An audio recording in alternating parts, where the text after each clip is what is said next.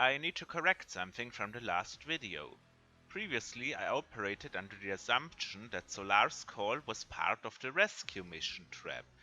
But if it wasn't, there is a way for a Skrull spy to work I didn't think about.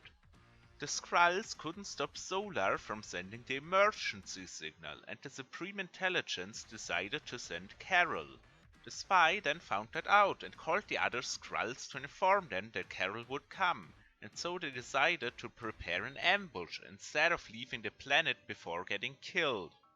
This, however, means the spy knew of Carol's significance. There was only very limited time to prepare the ambush, which could explain its terrible execution, and they get super lucky that Carol separated from the others. And if they already had a spy on Hala, couldn't they simply tell him to kidnap Carol and bring her to the Skrull ship? I guess there would be the issue of escaping from the core Kree territory, so maybe that's why they didn't. Anyway, Carol gets captured and mind-raped by the Skrulls, who play random memories of her to us. We learn that Carol was a fighter pilot on Earth. We see her crashing in a cart in a curve after she goes against the boys' advice to slow down and accelerates instead.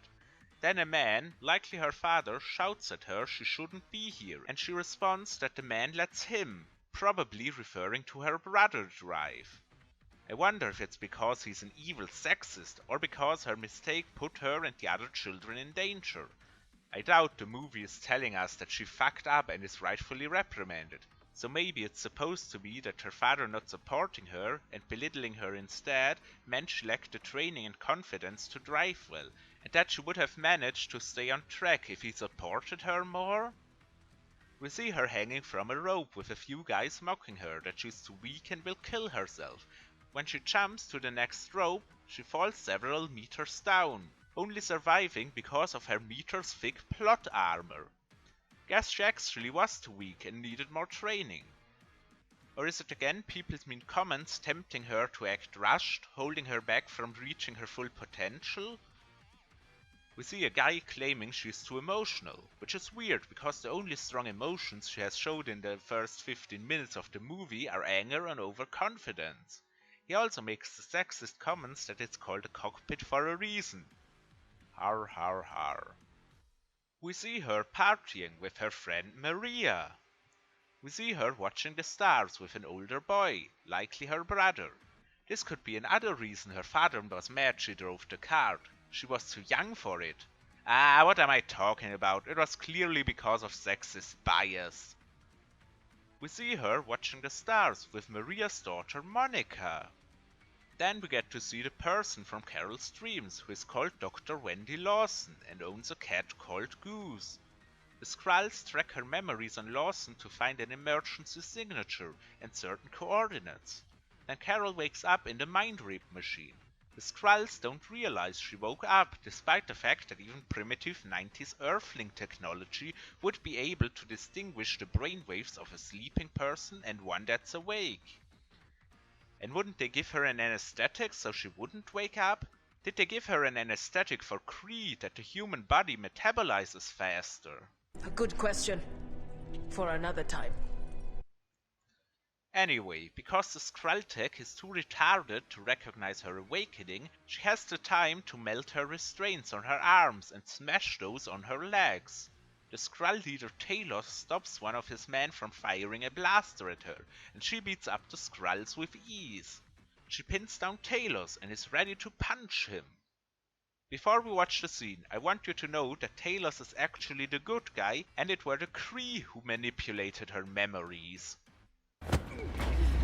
What did you do to me? Now we're just after a little information. What did you put in my head? Nothing that wasn't already there. But those aren't my memories. Yeah, it's like a bad trip in there. I'm not surprised you can't keep it straight. They really did a number on you. Enough of your mind games. What do you want? We're looking for the location of a Dr. Lawson and her light-speed engine. I don't know any Dr. Lawson. Then why is she in your head? He grins at her as she pins him down, talks in a sinister voice, said they did a number on her, and tells her she knows Dr. Lawson because she's in her head. I could forgive the sinister voice if Skrulls always sound like that, but he can talk normally, so I have no idea why he didn't in that scene. Him using they instead of the Kree allows Carol to misinterpret that they refers to the Skrull scientists that were mind-raping her. This misunderstanding could actually work really well if Talos didn't act like a cartoonish villain, but instead actually tried to calmly talk to her, and ruined his attempt of getting through to her with one poor word choice.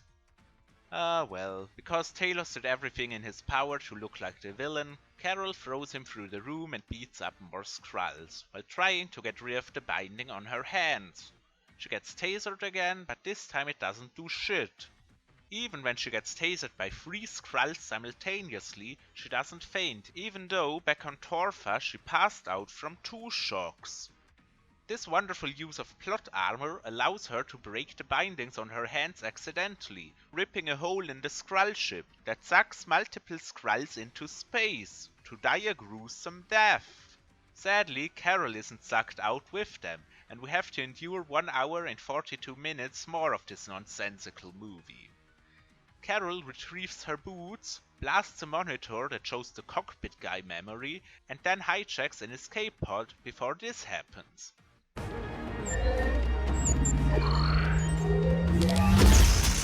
You leaving so soon? We're just getting to know each other. I don't know if you want to look evil, but you're doing a pretty damn good job at it. Kick some puppies and kittens while you're at it. 子猫を置いたのは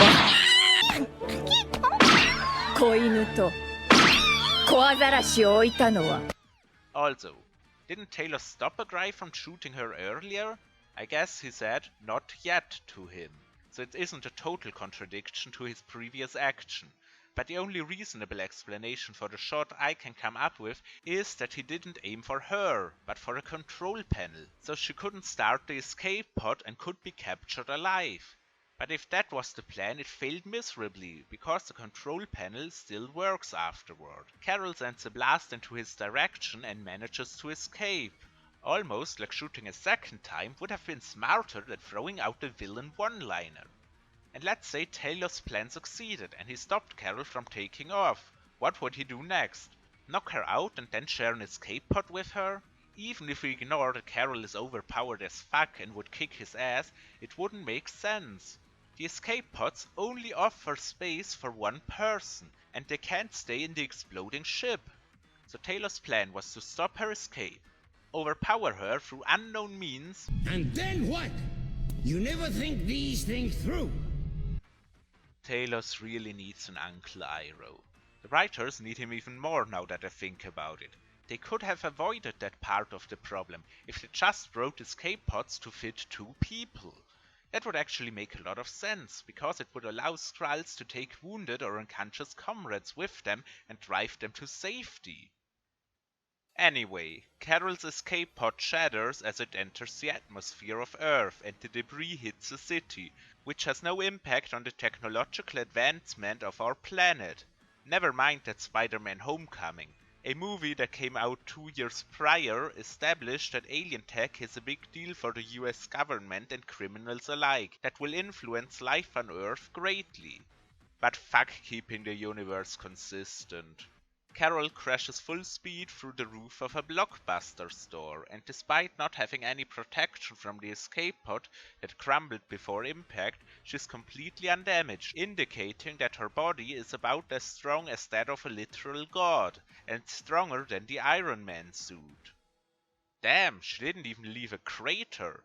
Blockbuster must have had really high quality floors. Carol blasts off the head of a movie cardboard cutout. If it had been a Blockbuster employee, the blow to the head might have killed him. But Carol thought it was more likely the shadow belonged to one of the 4 Skrulls on the planet, rather than one of the 5.7 billion humans that lived in 1995. This connects beautiful to the movie's theme of not using your head, neither before shooting off photon beams nor before writing a script. Carol's communication device doesn't work, so she walks up to the security guard, introduces herself as Veers from Kree Star Force, Veers being her Kree name, asks if her universal translator is working, and wants to know where she can find communication equipment. The guard points her into the direction of a Radio Shack, instead of detaining her until police arrives, despite the fact that 1. She seems to have broken into a blockbuster, 2. She appears to be insane to anyone not knowing about the Kree. Isn't that sufficient reason to detain someone? A quick Google search told me every citizen in the US is allowed to detain people if they commit a crime. I guess he didn't want to risk getting attacked by an insane person, and I can't really blame him for that. After we see the sunrise, Skrulls walk out of the ocean onto the beach. This means Carol landed on Earth shortly before dawn. I can believe that, considering the sky isn't black but dark blue when she crashes down. Wait a second, the sky is pitch black in the next scene.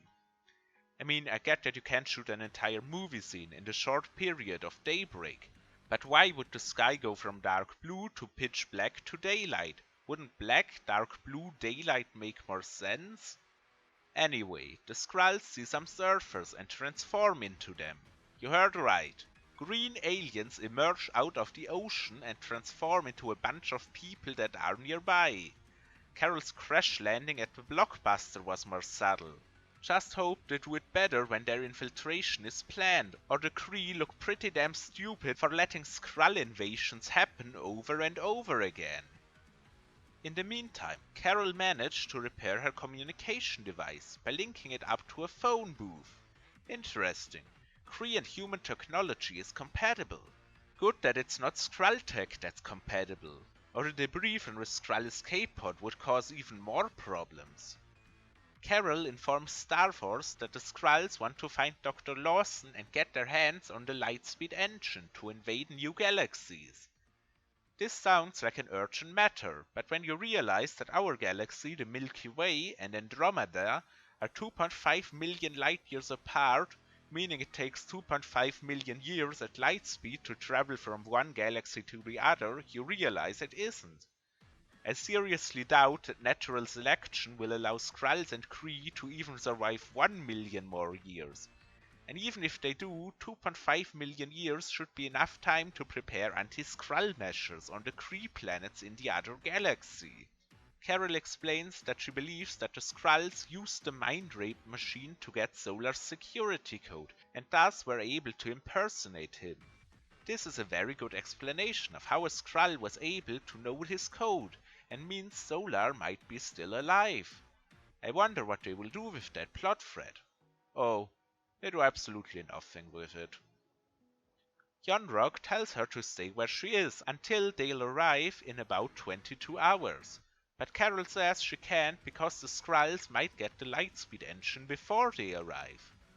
Why the hell did Yonrog think she was ready for her first mission when she's constantly second-guessing his decisions and disobeying orders?